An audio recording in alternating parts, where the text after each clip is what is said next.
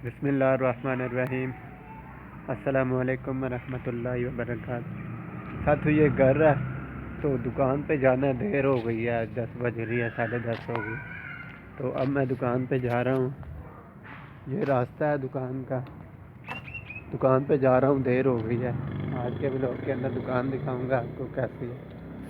दुकान में मैं जा रहा हूँ दुकान पे। ये देख सकते हो पीछे गली है और ये घर के बाहर की गली है जहाँ से मैं दुकान पे जाता हूँ। सारा दिन दुकान पे ही होता हूँ। दुकान से टाइम मिलेगा तो वीडियो बनाऊंगा और इस चैनल पे। तो ये ब्लॉगिंग का चैनल है जिसके ऊपर मैं वीडियो बनाने जा रहा हूँ। यह दुकान का दरवाज़ा आ चुका है।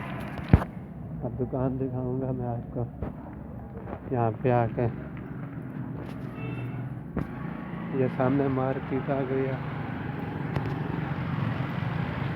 ये पीछे मार्केट है सारी, और यहाँ पे ये दुकान आ गई है।